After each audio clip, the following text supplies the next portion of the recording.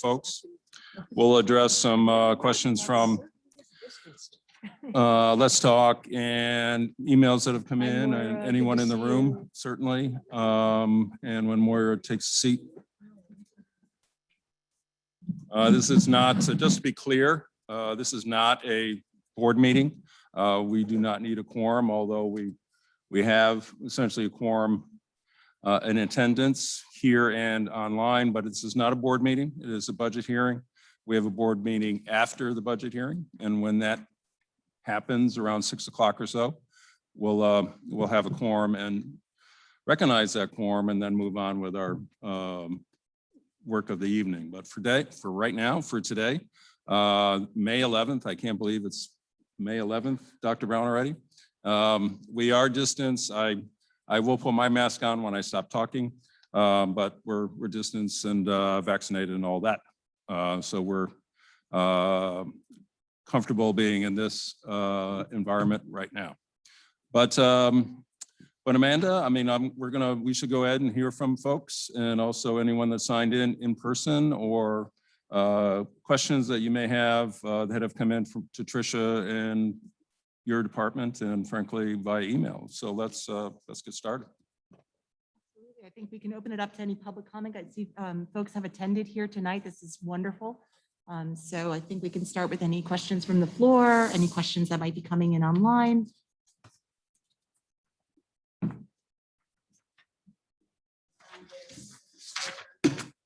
Right, Rob, if they signed in at the door, yeah, that would be great. We would love to hear from you. Thank you. And I would just, for the benefit of those at home and for those here, if you're signed up, I think we'll grab the sign-up sheet, but just come on up and there's a microphone and a standard there, and we'll ask that you speak from that microphone so everyone can hear, and also for the record and those at home. Thank you. So whoever's here that wants to go first, please do. And Emily has it for those who are waiting to be called on.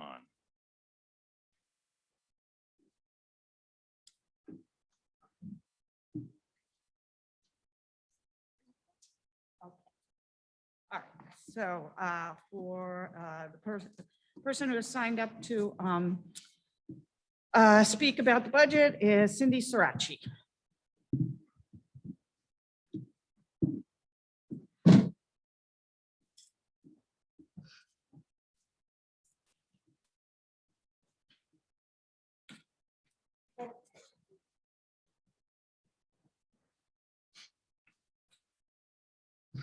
Hello, my name is Cindy Sirachi. I'm a substitute school nurse. I've worked for the district for about 10 years, and I've been a taxpayer for, I don't know, 50 years or so.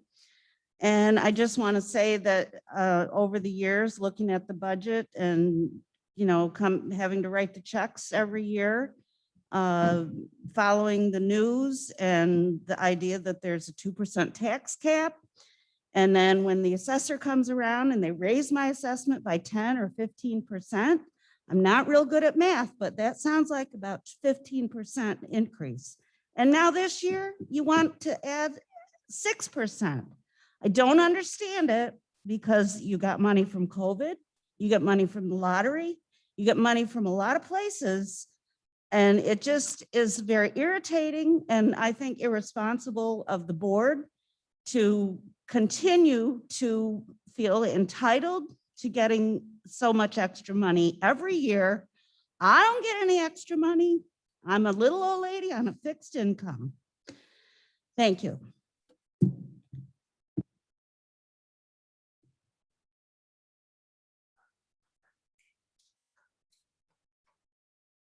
And certainly we can respond to questions as they come up.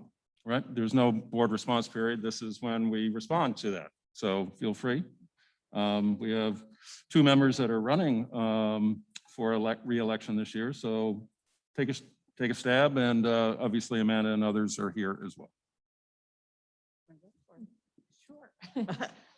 Yeah, well, thank you for coming, and I do appreciate it is always a lot, but I'd like to point out that The school budget is different from the assessment. The county assessors who assesses your property, so that if your property goes up in value, even if our amount were to remain the same, it would impact the amount that you get taxed. So the other thing is, I'm not sure where the 6% is coming from. The tax cap itself is kind of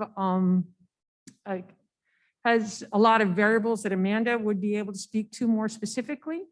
Things that come in that get factored in. So while it's 2%, it's not exactly 2%, it's actually a calculation. And even though there's a lot of federal money, fortunately, that has come through this year, it's split out over many years. You can't use it all at once. I think it's what, over 3 years or 4 years? It kind of depends. I think that's a little bit up, still being discussed, because New York has it one way and I think the federal government has it another way. So it's not like it's going to fund the entire thing for us. For Ithaca, it was every school district got a different kind of proportion of those federal funds. And so while we're incredibly grateful for those federal funds, it's not like they're enough to, it's a supplement for us that helps offset some of the extra expenses that occurred as a result of this pandemic to make our environment safe for kids, and to actually, as well as to help kids readjust when they re-enter school after having experienced a pandemic year. So those are monies that actually are more of a supplement to some of the kind of incredible needs that the district has. Also, Would you like me to? Um, Oh, no, it's. go ahead, Amanda. Moira. No, Yeah. you please. I was just going to say that that number is misleading. In fact, in terms of your tax rate, so the tax levy is going up, and which is the money that we collect from taxes. That's going up, and part of the reason it's going up is because we have a lot of development going on in this community as compared to a lot of other communities. So there are more people paying taxes on more assessed properties. So your tax rate is actually going down for the 5th year in a row. So if you were not reassessed, then you would actually see a lowering of your taxes.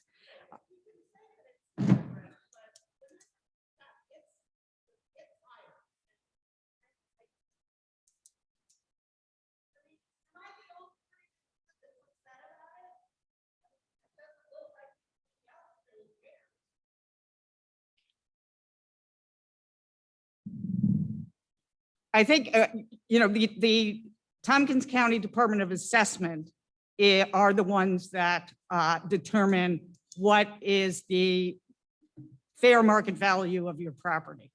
So we have no control over your assessment. What we do have control over is this budget, though we certainly have a lot of things that are mandated to us by the state. And the budget that we're presenting, as I said, your tax rate has actually gone down. Amanda, you want to add anything? And Cindy, so you have all this in writing too. I did respond. Thank you so much for being invested in the budget process. And thank you for subbing. We so appreciate that. I want to say that publicly. Cindy puts a lot of time into our district and has for many, many years. And so thank you. And so we appreciate your investment in the process.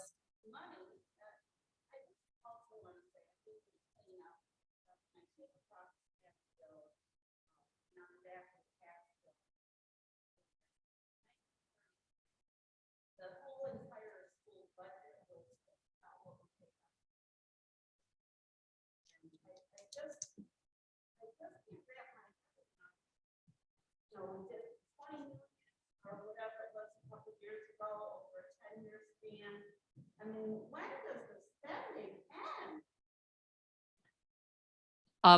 I'll take a stab at that. As long as we have children in this district, the spending doesn't end because children need to be educated.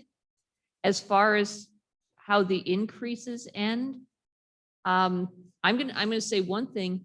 Thank God for the tax cap and the ability to vote on budgets, because I've lived in this town almost 30 years and I have been subject to horrendous assessment increases at times when I've gone without a raise for years, or times when I've lost my job and struggled to stay in my house. And I understand how difficult it is to pay ever increasing taxes. And I look at young families and I look at families on fixed incomes. I will say some things about this year's budget. This past year, a pandemic descended upon every school district in this country and around the world, and it brought with it some exceptional challenges. And if you're subbing as a school nurse, then you saw them front line. We could not have regular size classes. We could not put every kid into the same size classroom. We needed to hire extra teachers. We needed to hire extra aides. We needed to buy sanitation equipment and HVAC and air purifiers and all kinds of things. We had to do extra cleaning. We could put 1/6 the number of kids on buses that we used to. We had considerable increases. We've got no guarantees. I mean, this is an unprecedented world disease. We have no guarantees that it won't happen again in the fall or happen worse. We've got vaccine slowdowns, even in Tompkins County. We have variants out there. We have many parents who are just sick at heart about what remote instruction has done to their kids, and they want their kids in schools, and we're struggling to meet those needs. And almost all of the money in that budget goes to raises for teachers and staff who have come to us for years and said, in many cases, rightfully so, that they are being underpaid and they're struggling to live in the town where they teach. Yes, we feel that our teachers deserve raises. We feel that our support staff deserve raises. We have to provide basic sanitation. We have to go along with CDC guidelines. We have to do basic staffing. We have to provide for special education. Mandates grow every year. We are actually at a point, and as was noted, we're one of the very few districts in upstate New York where the economy is growing. And that means that if you are not reassessed, your taxes go down. Your taxes go down every year in what you pay. We cannot help what the county assessor does. I don't like being reassessed. No one does. And no, but we can't control it, and we cannot stop meeting our contractual obligations to our teachers and other employees and say, oh, you can't have the money because the county assessor raised some people's assessments. We cannot legally do that.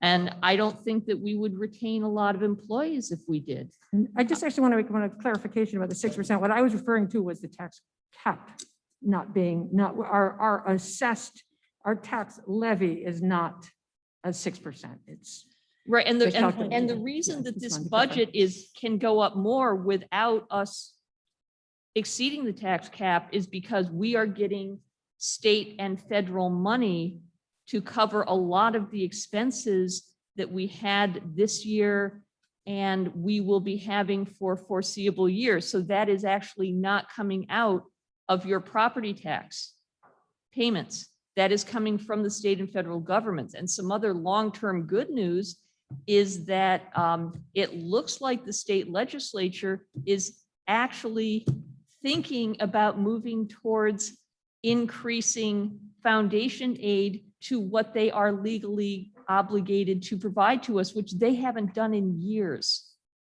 They've cut tens of millions of dollars in state aid every year since the 2009 crisis. We are finally back up to where we were 10 years ago. We had to make that up. And I will say that every year there has been a budget vote, and people of this community have turned out to say that they would rather pay more in taxes than see massive personnel cuts and services cuts to the district. I mean, that is democracy.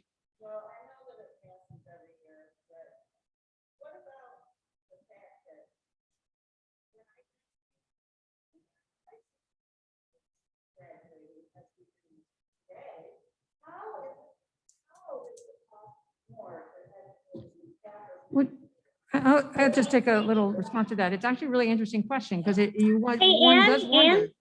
I'm sorry to cut you off, but we can't hear the retort back and forth. So if someone can either pass the mic to the person in the audience who's asking the question, because even though you're providing responses, we don't know what you're responding to, if that's possible. Oh. Off. We can't hear Oh. the audience that's speaking. It just feels like murmuring. Oh, okay. So, so you want me just to say what your question was? One, why does it cost more to educate kids today? When we had more kids a long time ago, and yet somehow, how is it possible that it could cost so much more? Well, there are many different factors that factor into that. And of course, everything is more expensive just because of inflation. But also, the types of things that we do as schools, I think, has really changed over time. And I think we saw this during the pandemic of how much schools have become such a core part of our community. So I'd say a long time ago, there are just a lot of things that are, say like a guidance department, there's mental health supports, there are special education supports for kids. And I think if you looked, Sean would probably be the best person to answer what it was like 50, he's studied this much more in depth. But the kinds of things that school districts every year are playing, have different kinds of responsibilities that go beyond what was expected, say 25, 30, 40, 50 years ago. But I'll let someone else, maybe more. Well, Ann, actually, since I'm class of 74 and I started in this district in 1961, I guess, when I'm old enough. There was no pre-K, half-day kindergarten for those who chose to do it. Kindergarten still is not mandated by the state. But we have full-day kindergarten. We have really the most robust pre-K program in the state. But there were, when I was all throughout school, we had one teacher in the classroom, and that was pretty much it. My class was over 600 when we graduated in 74. There was one teacher in the classroom. When I see a classroom today, there are multiple aides. Frankly, if you were a child that had, special needs or had other, really were unable to function within a classroom, you were not in my classroom. They were totally separate, or frankly, were not educated to any great extent. So we are inclusive, meaning that every child in this community is our responsibility, regardless of their needs and regardless of whether, they might be more expensive. The idea that there were social workers and school psychologists in 1960 and as part of the payroll of the district was, really just pretty, it was not really thought of that was something that the district did. We did not, my mother was school lunch director. There was no breakfast. Parents were expected to feed your child and get them to school. Yes, there was school lunch, but that people brown bagged it and others. I had to do school lunch because my mother was school lunch director, and I really didn't like the food all that much, but anyway, that's my problem from a long time ago. But it was just, I was pretty shocked. I was taken aback when I was first on the board of some years ago. How many different categories of special education there are.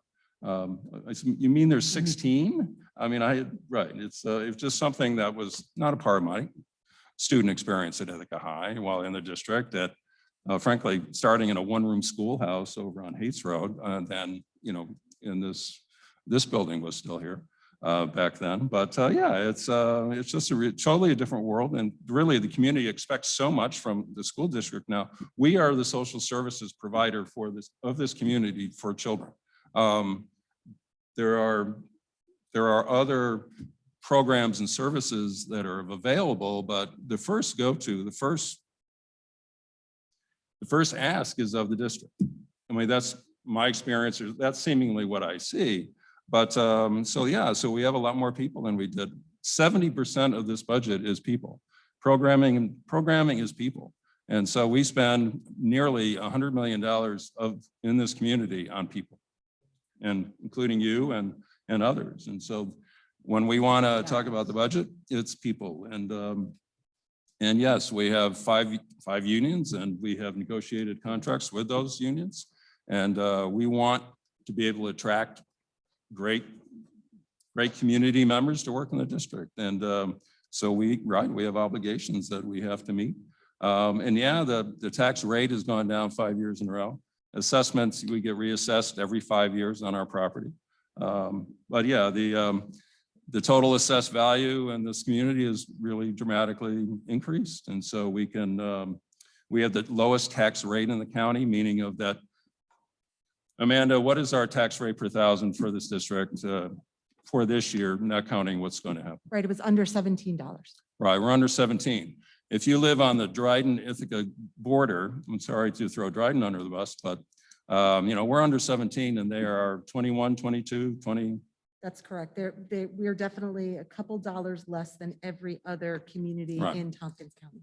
Right, so, but yeah, the value of your home may be more because you live in Ithaca, but your tax rate is far less. I'm right, it's over, so that's been the trade-off. And so it's a dynamic trying to put this together and trying to provide what the community demands now from what they did in 1933. I mean, my father was in this district in the 30s, right? Class of 38 at Ithaca High, so he was here. And basically he walked home from DeWitt, right? Downtown. He walked home to the farm up on West Hill. There was no transportation. So yeah, we could, 1933, you didn't spend a lot of money on much in 1933 because there wasn't anything to spend money on. So anyway, that's a long retort, but there probably may be others, but this is a conversation. It's a good conversation to have about, you know, why is the budget the size it is and what is expected? So I appreciate the questions and the dialogue. Thank you. Yeah, we have somebody who has. I'm trying to figure out how to make a comment without repeating something someone else said. Also bear in mind, we are fortunate to be educating children in the shadow of two exceptional universities. And those universities have an expectation. Faculty members, the staff, folks who come here to Ithaca have an expectation. And we don't have a private school, right? Ithaca High School is our private school.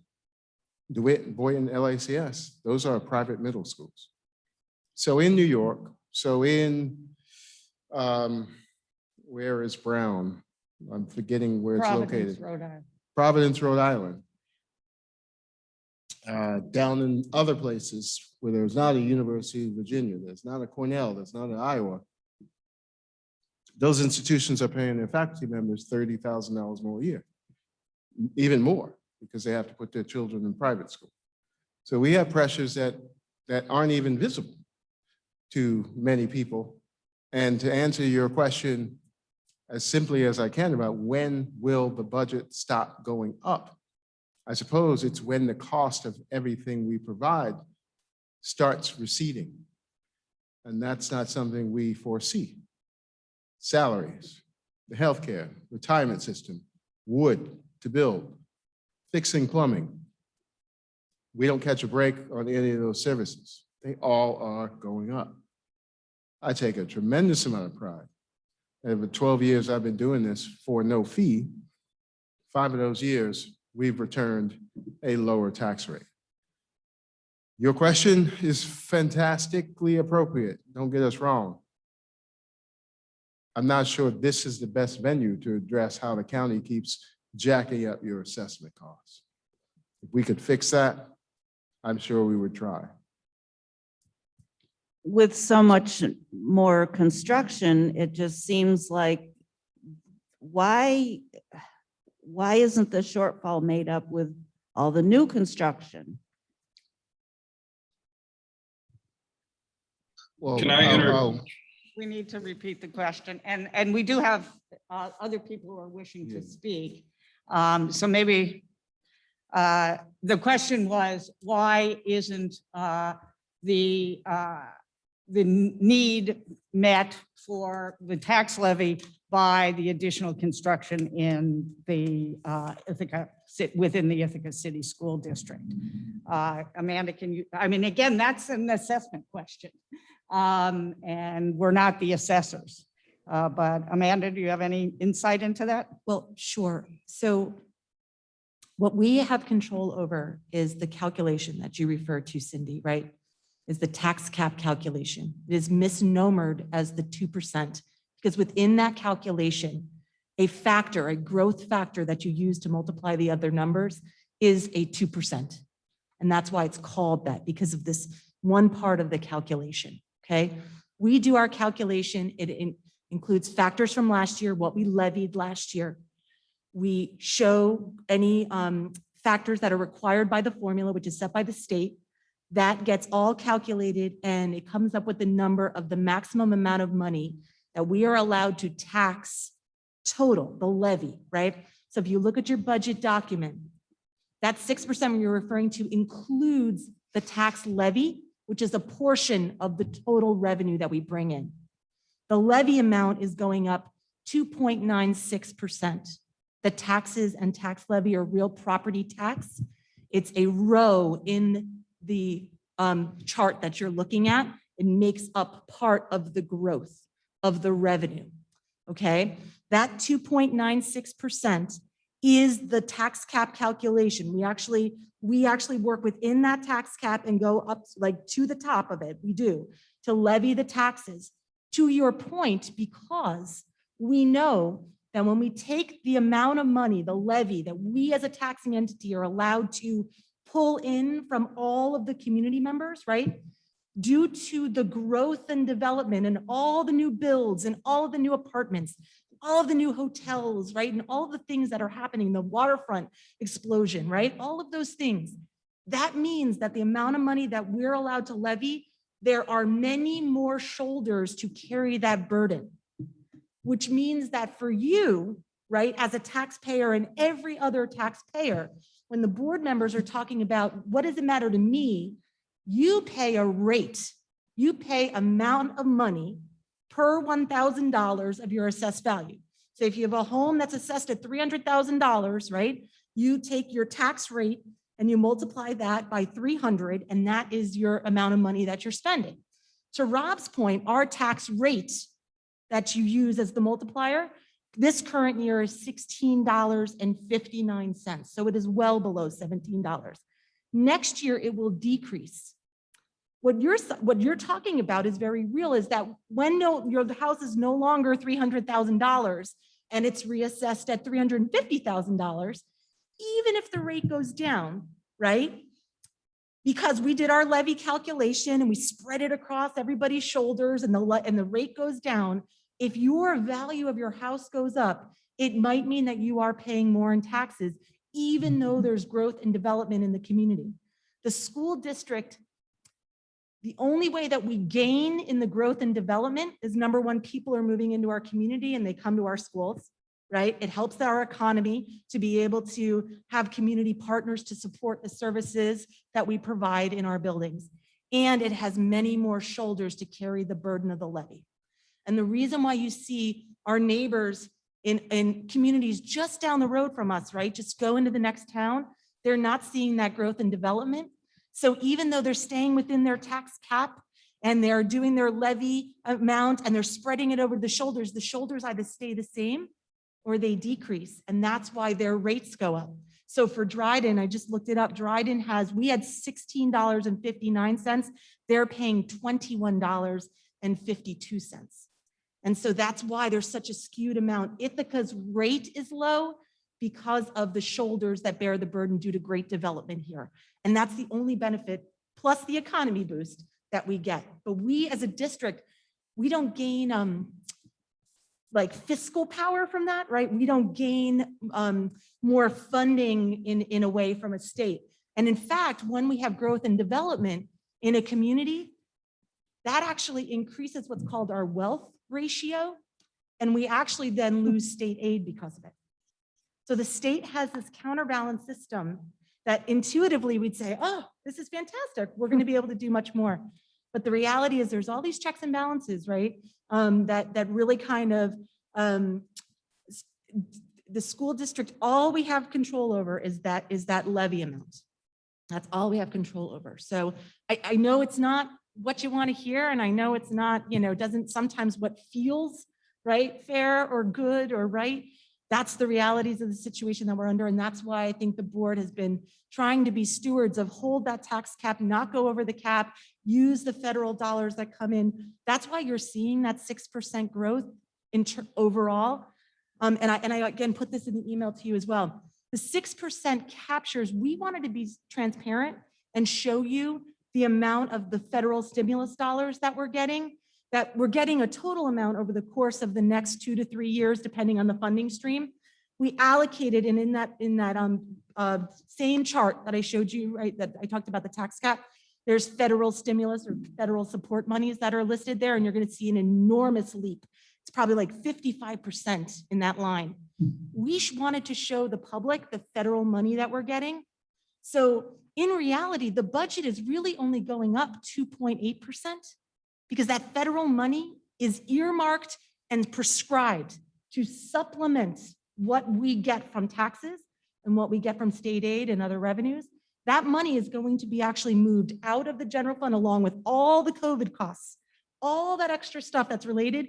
We have to apply for that money. We have to show that we spent it specific to COVID, but we wanted to show the community in the budget document what we were getting, because I will tell you, there are many colleagues of mine just down the roads that are not talking about their federal monies and they're putting it aside in that other account and they're not claiming it. We wanted to show what we were getting and to show the parameters under which we're allowed to spend it. It's not for our regular operations. We're not going to be able to use it for that. We have to support our regular operations and also address COVID. So that's the both and that's why you see that 6%. Thank you very much. Of course, I'm happy to help. We appreciate it, Amanda. And Moira, there are, Yeah, we there are have somebody online who wished to speak, but I would just like to add 2 things about why the cost of education goes up. One is back when you were graduating, there were a lot more students in the graduating class, but the percentage of them who graduated was quite a bit lower. And the board was probably fairly pleased with it. For years now, our goal in this district has been 100% graduation. And that requires resources to help students get there. The second thing I would say too, if we're comparing, decades apart, I came to teach in this district in 1985. I had 6 years of teaching experience and a master's degree, and my salary was about $15,000. And I struggled for affordable housing. It was then expensive to live in this community. My daughter came to this district in 2011, and she too had 5 years of experience and a master's degree. Her salary was about $40,000. Yet she too struggled and continues to struggle to afford housing in this community. Okay, Liz Quadrozzi would like to speak via Zoom. Sorry, Liz, to keep you waiting. thanks, Moira. Is my video on? Okay. So you gave me the floor, so I'm going to use it. I apologize, but also my computer was not working at the beginning of this meeting, so I apologize if I missed anything that you said in terms of my questions. And I am Liz, I'm not Brian, it's his computer. I just want to point out, for those of you who are new to hybrid learning, that I've been waiting 40 minutes to talk because it's hard to ignore the people that are right in front of you, but also give the attention to the people that are virtual. It's just a really good example of the failings of hybrid learning that I've been sitting here kind of on my hands.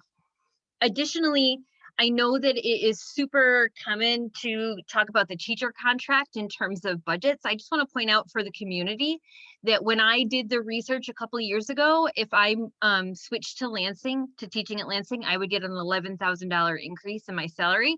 And I'll be honest, my husband asks me often why I don't do that. That's another discussion. My question is regarding what we know kids are going to come back to us with. So this year, pandemic, horrible. We're worried about everybody's mental health.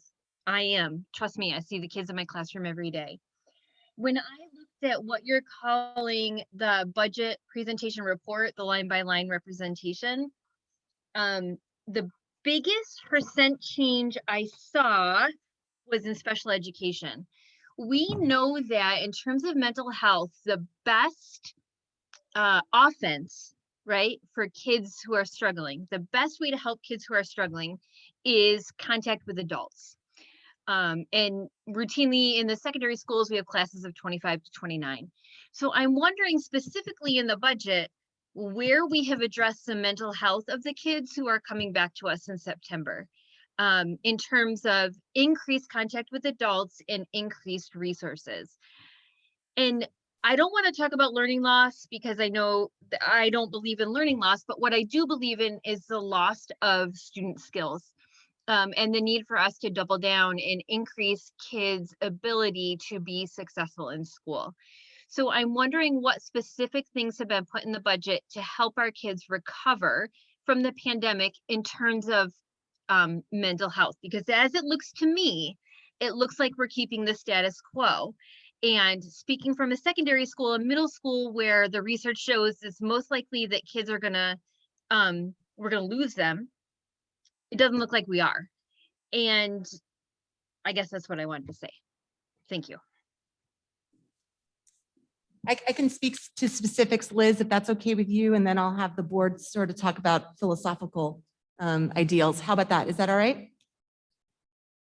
So just, I want to just go through some of the elements of the budget document. Liz is so great. We've talked like specifics, and Liz has come to, trainings back in the day when we used to do them about budget. So I so appreciate when Liz asks a question, she really is helping all the others learn. So thank you for that, Liz. I can't thank you enough, because sometimes I forget sort of what's kind of percolating out there. And so this is clearly on, the hearts and minds of everyone.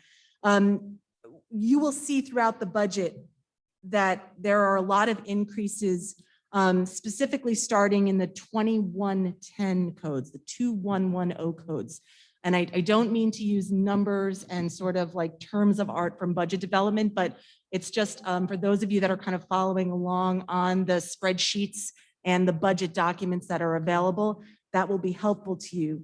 You will see things just, in teacher salaries alone, at K through 6, almost $1.5 million of an increase from one year to the next. Teacher salaries in 7 through 12, almost $360,000 of an increase.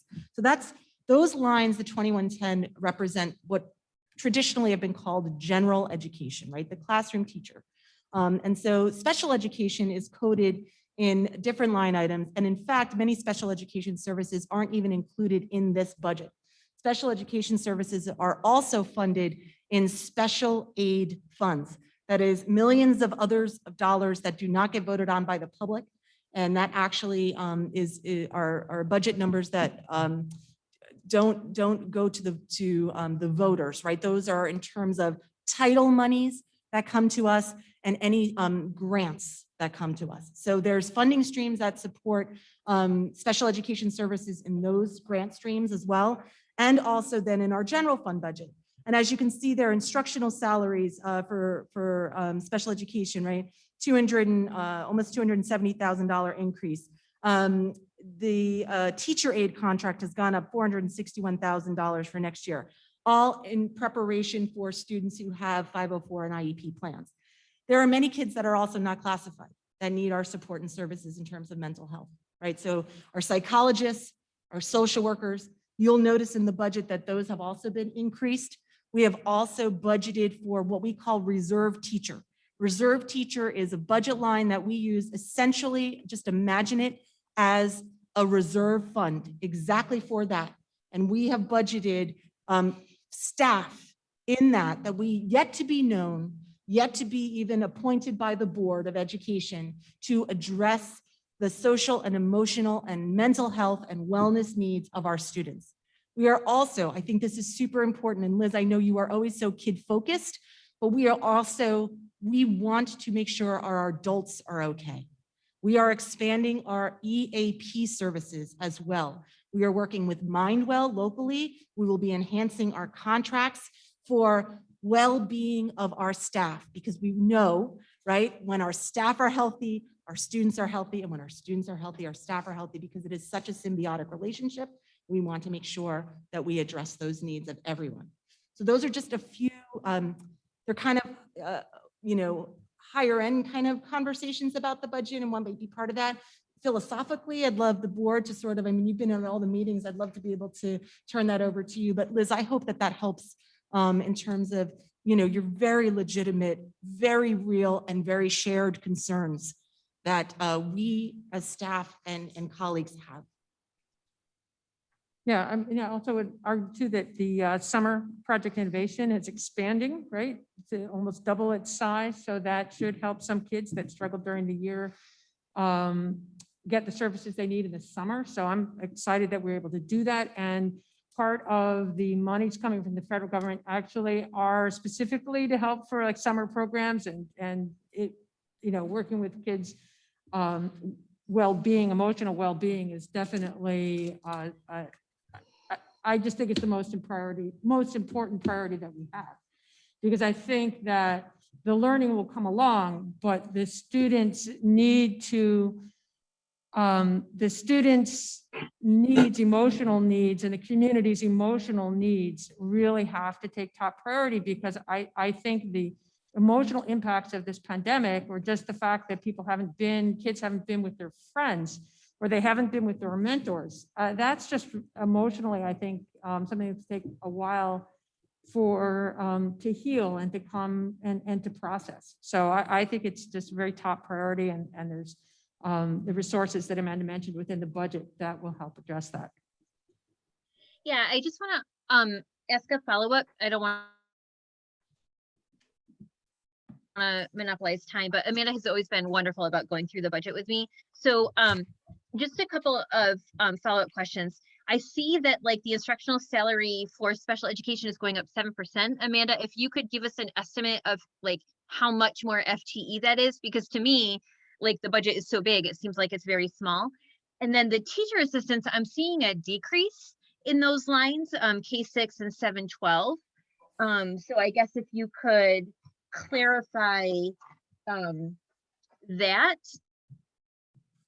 Absolutely. I'm happy to do that. So And Liz, when then just anecdotally, I'll say that I was just going to add that our social worker and psychologist are retiring this year. So I know that we're getting a new one, but we still only have 2 guidance counselors at the middle school level. And is there any room for us to perhaps add to those services, knowing that our kids are going to come to us with increased needs? And I promise I'm done talking now.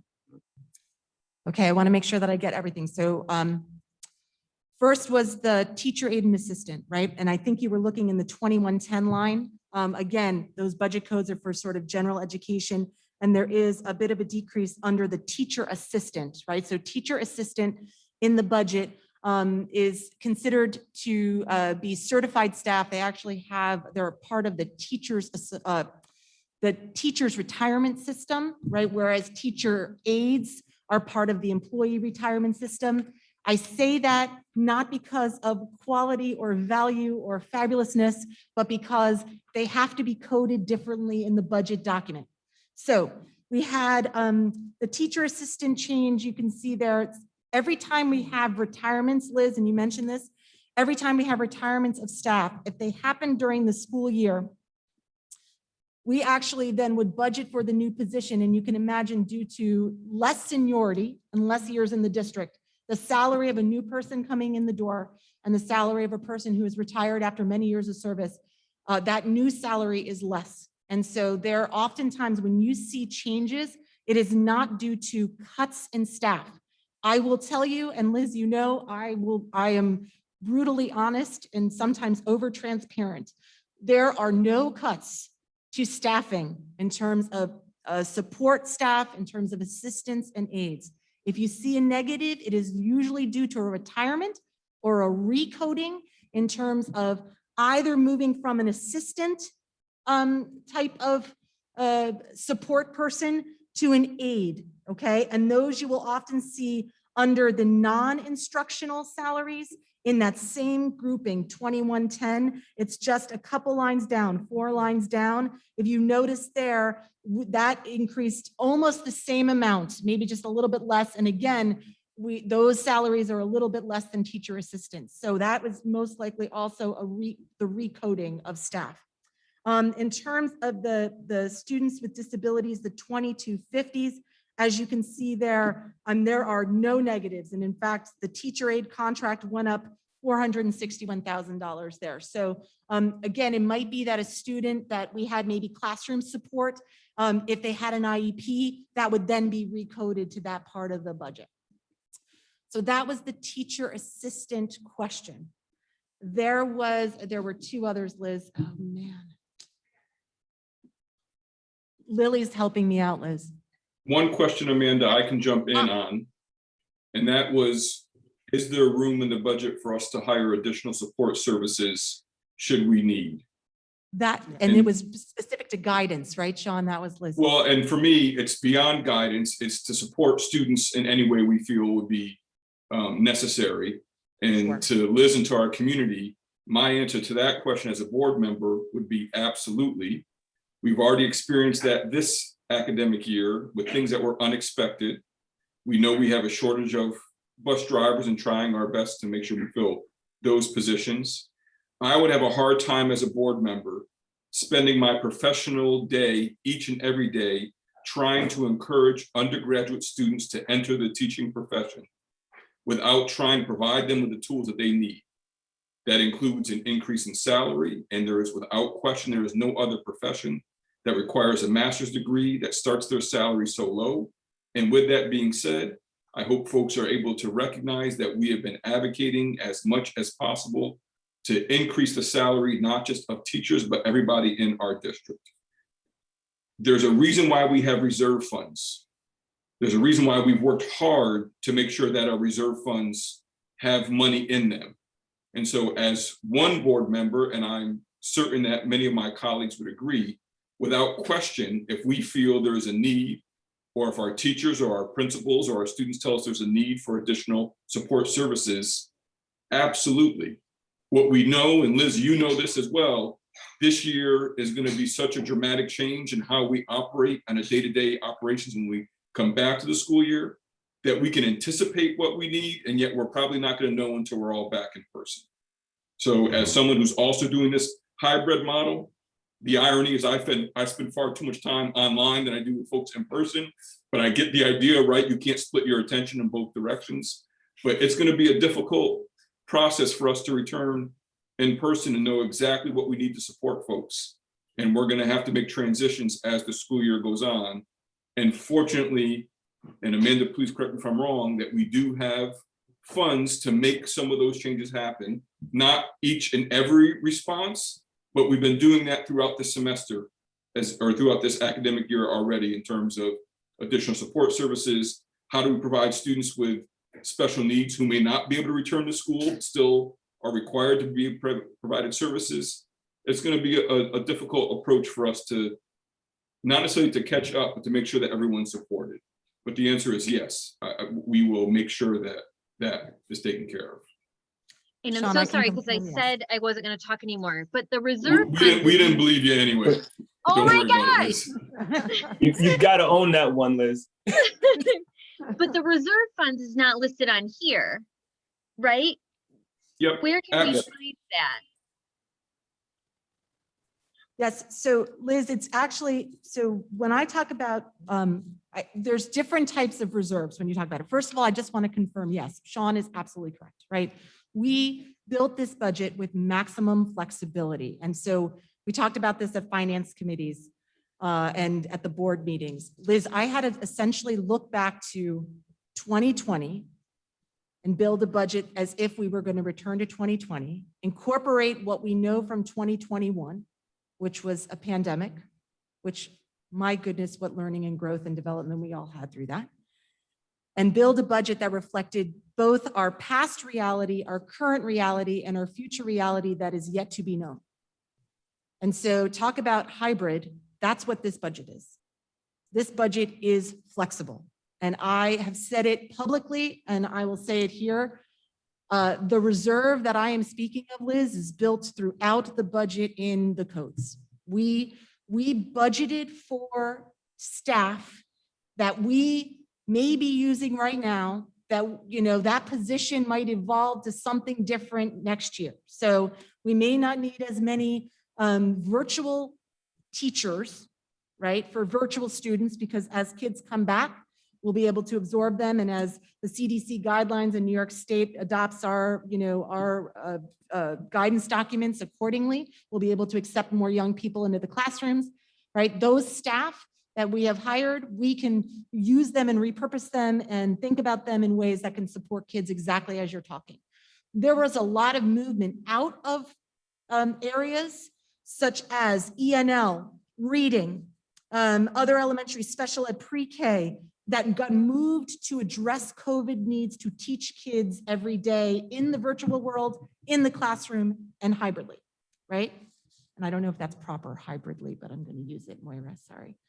And so I'm the math girl right now, not the the vocab person. But the reality is, right, we tried to do both. And those teachers can return, we can look at guidance, we can look at social work. We have that flexibility there.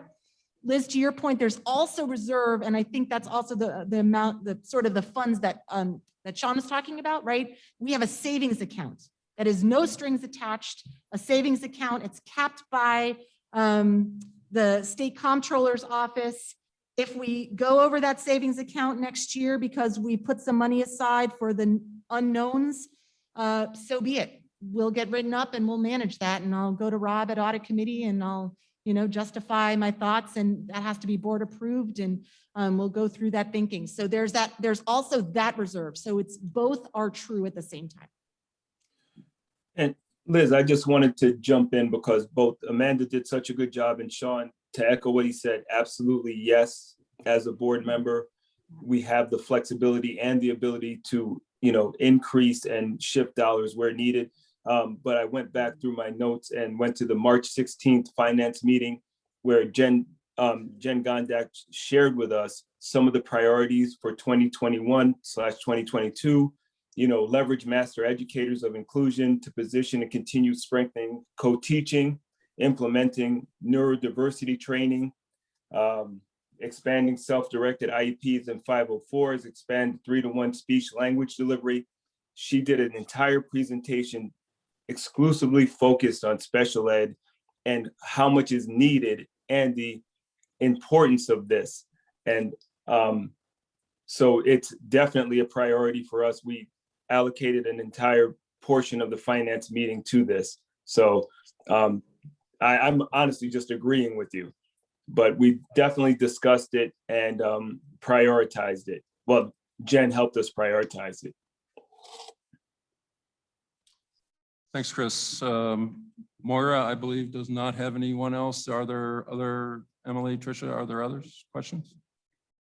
Right now, there's, well, it's been a really outstanding topics. I mean, two topics that, well, require a lot of discussion. And so very useful. And Liz, thank you for waiting for a bit to, as we went through the tax levy limit and the tax rate and that never-ending question about, well, why do public budgets always seem to go up? And it's not, but anyway, I'm very happy to discuss the items that Liz brought up. And I'm killed time for a minute or two. Are there any other comments or from anyone that have jumped up in the last 35 seconds? Obviously, board members, if you have anything else you want to address now to the public regarding the budget, feel free.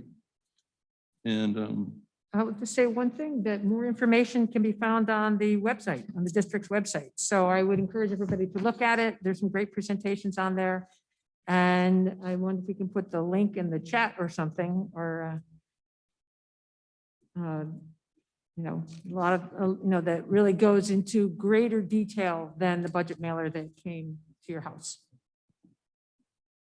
Also, in board docs, in the finance committee, some of those conversations can also be found, right? The minutes from those meetings are in board docs. And also any presentations that were given by either Amanda or like the transportation or on special education. All those have like really specific details in those. So I think those are really great to look at for more information. Absolutely, and thank you for sharing that. I was actually going to direct everyone, if you review it and you see any questions specifically towards a certain topic, starting in February, we had each unit share their budgets from IT. Zach Lynn shared with us. I mentioned Jen Gondak, facilities was there, and they broke down the different portions of their budget and the increases and what drove those increases and what the needs were. So all the specifics are there. thanks, Chris. We do have a board meeting that we will evolve into. I do question, we've had a good period of discussion. I will point out Dr. Brown is the only one with a bottle of water. I would, sorry, Dr. Brown, you know, I just observe things. But do we, I'm asking a question, do we want to take a quick hard break for a few minutes and then come back, or do you want to power? Are we doing exec session or not? We are, there is not a reason for exec Okay. session tonight, so we can All right. be flexible a bit with our 7 o'clock typical board response, public comment period for those who wish to, we can get some work done. It's a question of, do you want to continue to sit and work through, or? I would like to be able to get some water. Right, so I think it is I'm looking at approximately 6:35. If we could come back at, well, how about 10 minutes? Or Yeah, 10 minutes. Good. we'll take a 10-minute break. We will come back at 6:45 and we will start our public meeting of the Board of Education. We will have our public comment period right approximately at 7 o'clock. We will get work done. Public comment period, then continue on. And we don't have a huge agenda. Always great discussion. Thank you all. And for those board members at home, look for us at 6:45. So thanks, everyone.